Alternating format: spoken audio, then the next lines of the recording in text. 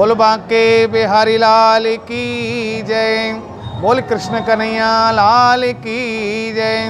राधिका रानी की जय। जय जय श्री राधे, जय जय श्री राधे।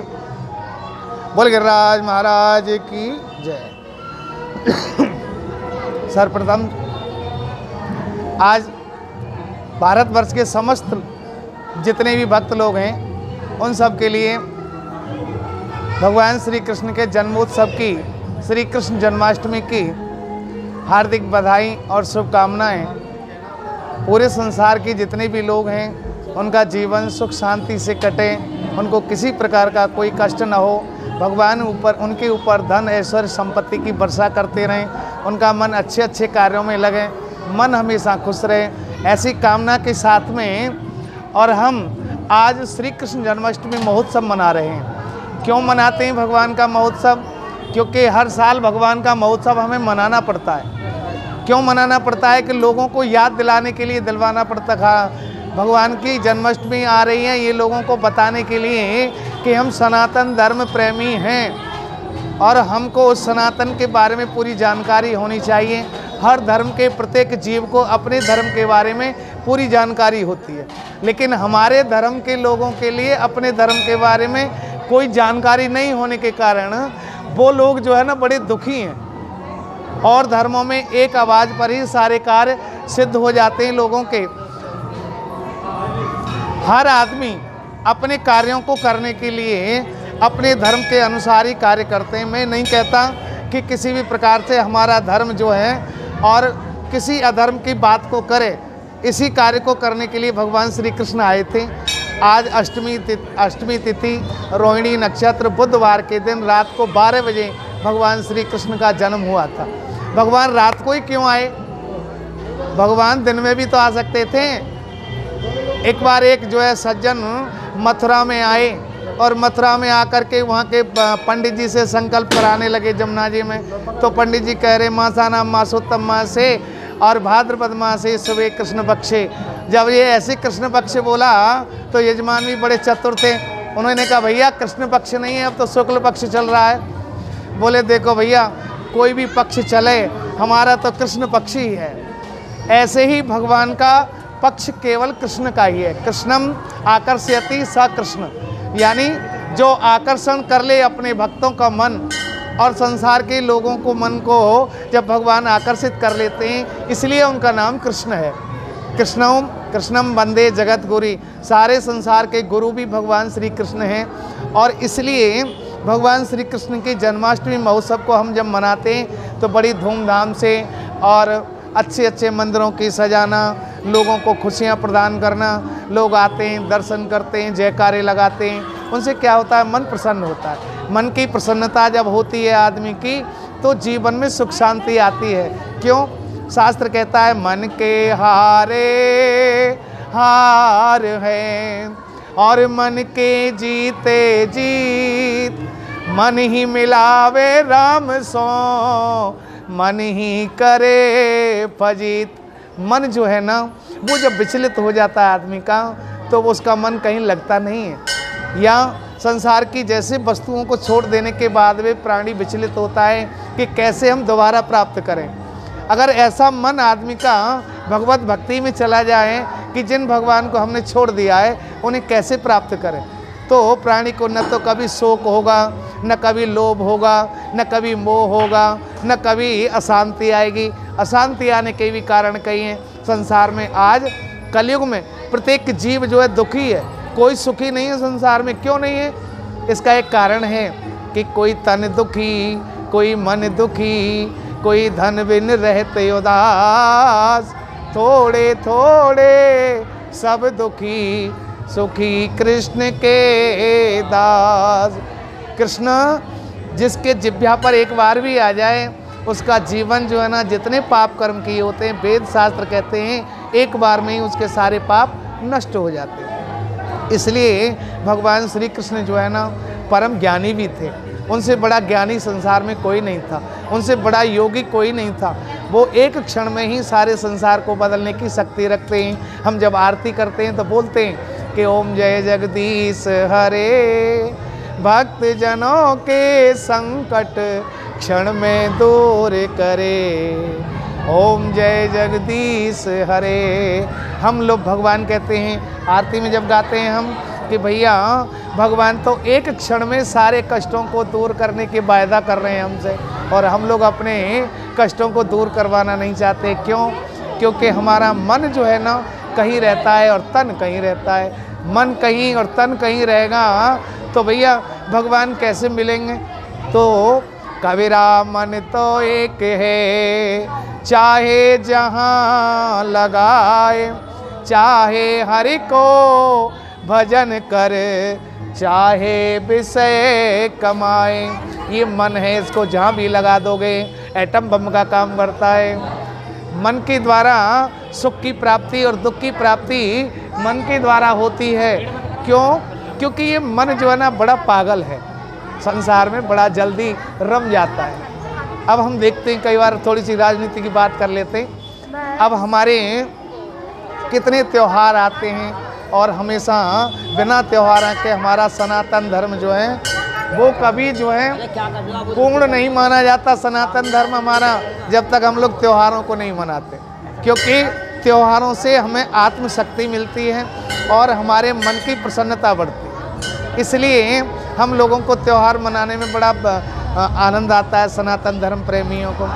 और जब हमारे त्यौहार जब इस तरह से नहीं मनाए जाते, मैं मानता हूँ कोरोना की महामारी है, बहुत बड़ी महामारी है, लेकिन एक मंदिर और जो धार्मिक कार्य हैं उनके लिए ही कोरोना नहीं है। और सारे कार्य तो इतने इतने भीड़ हो रही हैं और इतने इतने बड़े क्या बोलते हैं कि वही रैलियां निकल रही हैं, मारामारी हो रही हैं। कई बार टीवी पर भी दिखाते हैं हमारे पत्रकार लोग, और हमारे राहुल जी जैसे पत्रकार बताते हैं कि भैया वहाँ रैली हो रही है, वहाँ रैली हो रही है। कई लोगों के तो मास्क भी नहीं दिखाते। अब इतनी सारी बातें होती हैं, फिर भी लोगों को भगवान से डर नहीं लगता, क्योंकि एक क्षण का किसी की गारंटी नहीं है। चाहे कोई वो राजा हो, चाहे कोई MP हो, चाहे कोई MLA हो, चाहे कोई मिनिस्टर हो, चाहे कोई मंत्री हो, चाहे कोई CM हो, एक मिनट की किसी की गारंटी नहीं है। फिर भी उन लोगों के अंदर का अभिमान इतना है कि वोट बैंक की खातिर वो कुछ करने के लिए तैयार हैं, भगवान से भी दुश्मनी लेने के लिए तैयार हैं। चाहे कल ही मर जाए, वो कोई भरोसा तो है नहीं, गारंटी कार्ड नहीं है उसके पास। गारंटी कार्ड तो जो है ना भगवान पैदा होते ही काट के फेंक देता है। इसलिए हमारे धार्मिक क्षेत्र में अगर किसी का किसी भी प्रकार से इस तरह का कार्य होता है तो उससे प्राणियों को दुख होता है। हम जैसे लोगों को तो होता ही है, किसी को होगा कि नहीं होगा ये तो मुझे पता नहीं है, लेकिन हम जैसे लोगों को बड़ा दुख होता है। संसार के लोग आते हैं, बड़ा इंतज़ार करते हैं, भाई जन्माष्टमी आ रही है, कभी दिवाली आ रही है। और इसलिए कहते हैं कि भगवान कृष्ण का नाम लेने से प्राणी का उद्धार होता है। कृष्णम कृष्ण कहने से तर जाएगा, पार भव से उतर जाएगा। कृष्ण कहने से तर जाएगा, पार भव से उतर जाएगा। बड़ी मुश्किल से नर तन मिला है, बड़ी मुश्किल से नर तन मिला है, फिर पता ना किधर जाएगा। कृष्ण कहने से तर जाएगा, कृष्ण कहने से तर जाएगा। देखिए, मैं अपनी वाणी को विराम देता हूँ। हमारे बेटे के बराबर हैं राहुल जी। वैसे मैं जब यहाँ आया था दिल्ली में तो बहुत छोटे थे और मंदिर में भी आते रहते थे, तो मैं तो बेटे की तरह ही मानता हूँ और इनको बड़ा धन्यवाद देता हूँ कि अपनी भारत TV चैनल के माध्यम से हमारे दिल्ली प्रदेश के देश में क्या पूरे प्रदेश सारे देशों में ही जाता है चैनल इनका, और वहाँ पर सब लोग देखते भी हैं और सब लोगों को इस बात का एहसास होता है। कितनी बार मेरे पास आकर के मुझसे पूछते हैं, मैं भी जैसी मेरे पास टूटी फूटी पानी में शब्द होते हैं बता देता हूँ। जो लोगों को पसंद आएंगे कि नहीं आएंगे मुझे नहीं पता, लेकिन वास्तविकता ये है कि हम लोग ब्राह्मण हैं, हम ब्राह्मणत्व की बात करते हैं, अपने धर्म की बात करते हैं, सनातन धर्म की बात करते हैं। हमें राजनीति से कोई लेना देना नहीं है, लेकिन कभी कभी ऐसी दुख की बातें हो जाती हैं राजनीतिज्ञों के द्वारा कि वो ब्राह्मणों को कष्ट देती हैं। परंतु मैं एक बात ज़रूर कहूँगा कि अगर कोई भी प्राणी सनातन धर्म प्रेमी है, उसके लिए इस बात का विशेष ध्यान रखना चाहिए कि किसी भी ब्राह्मण को किसी भी रूप में दुख न पहुँचावे। क्यों नहीं पहुँचावे? भागवत जी में एक थोड़ा सा 1 मिनट का प्रसंग है, मैं बता देता हूँ। जिस समय भगवान श्री कृष्ण अश्वत्थामा को पकड़ के लेके आए थे और उन्होंने 5 पुत्रों को मार दिया था पांडवों के। अब वहाँ पर द्रौपदी से पूछा, द्रौपदी बताओ इनका क्या हाल करें अश्वत्थामा जी का? आप कहो तो गड्ढे में गाड़ के इनको बाणों से मार दें, आप जैसे कहो वैसे करेंगे। लेकिन द्रौपदी ने कहा नहीं, ब्रह्मबंधुर न हंतव्यम आतातायी बधारहणम, ये बालकों का हत्यारा है, मार दो। लेकिन ब्राह्मण है, अगर इसको तुमने जरा सा भी कुछ हूँ तू भी कह दिया तो ब्रह्महत्या लग जाएगी। इसलिए मैं इस बात को इस टीवी के माध्यम से, भारत टीवी के माध्यम से कहना चाह रहा हूँ कि लोगों को, हमारे धर्म प्रेमियों को इस चीज़ के बारे में जानकारी होनी चाहिए।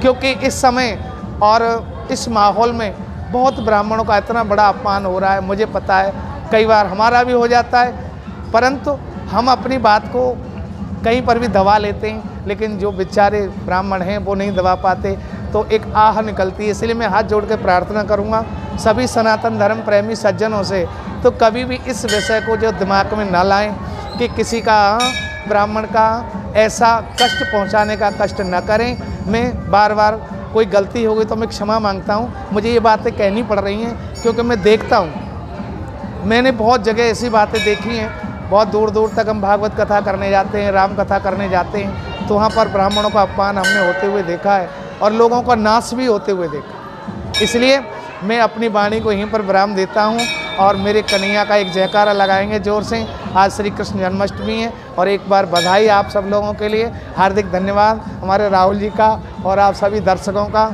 आप सभी बोल बांके बिहारी लाल, बोल कृष्ण कन्हैया लाल की, नंद के आनंद भयो जय कन्हैया लाल की, नंद के आनंद भयो जय कन्हैया, जय कन्हैया लाल की जय हो गोपाल की, जय कन्हैया लाल जय हो गोपाल की, नंद के आनंद भयो जय कन्हैया, नंद के आनंद भयो जय कन्हैया लाल।